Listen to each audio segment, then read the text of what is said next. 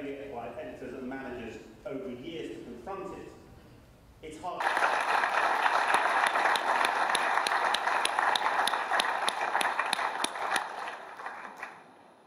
Everybody should be awake by now.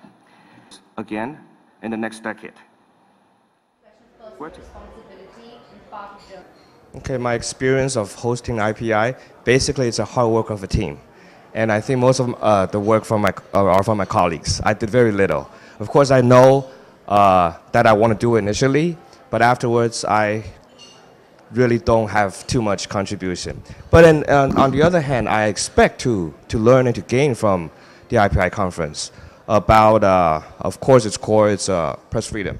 And number two, it's what's going on with the media industry around the globe, in the world. And then to learn from other media companies from other countries. And also the technology impact on the media industry, media flow. Like how should we react? How should we adapt? How should we get accustomed to the environment? So I think the gathering is very important and very rewarding, because you do get some of the answers, if not all.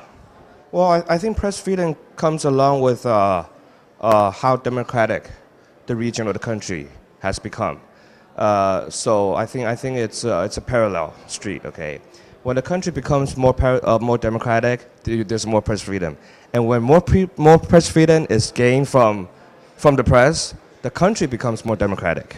So I think it's parallel. And in Taiwan, I believe that is the case that we witnessed in the media industry and in the politics. It's becoming a very democratic country. I think everybody in Taiwan feels the same, that we have freedom of speech. You can speak for yourself wherever, whenever you want. And for newspaper, basically, we don't get censored, we don't get interference. I can't say that it's enough press freedom, because you still get pressure, economically, financially, or politically. But basically, we are protected by the Constitution, and government can come out and say, I'm going to shut you down. And I think the society is also getting more matured. Like, say, 10, 15 years ago, we often get a lot of people will come, disagreeing with our opinion, will come in front of our buildings and then protest. I don't see that anymore. So people respect different opinions now, which I think is a good sign. I think we still have a few more steps forward until we really get the true press freedom. And as I said earlier today in the opening ceremony, that in a way we can say the environment is very free now. But the information that we're providing as press, our responsibility is to provide significant, valuable, and quality content. Because through competition, media providers are trying to stuff all kinds of information to users, audience, or readers.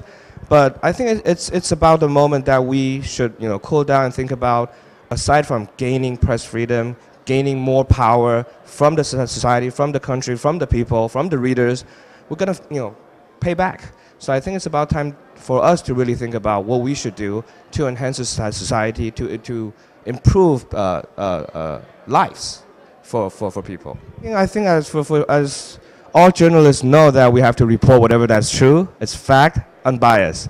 But I think what more now is that I think in the history, at least in Taiwan, media often point out questions easily. And then you don't have to be responsible for finding the answers. And what we're trying to do, for instance, our company, United Daily News, we are going to establish or form a new company or division.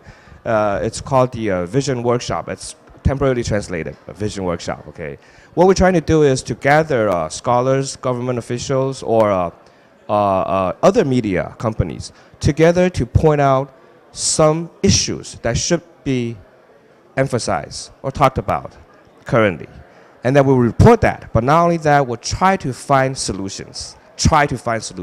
Not necessarily we'll get the right answer, but at least the attempt to find the right direction. And then give suggestions to the people who have the power. For example, government, or maybe some corporations in some industries. So I think the media journalists or media workers should be more responsible, should have more social responsibility to improve as I said, people's life or enhance society. So I think that's a little more pressure that we should put on our own shoulders. Of course, the core emphasis is on press freedom, but I think IPI is already organizing more than 1,000 members from over 100 something countries or regions. I think we should use the opportunity of this gathering, this institute, to do more or to learn more, to fight for more beyond press freedom, but what journalism means to the society. So that's what my hope for IPI.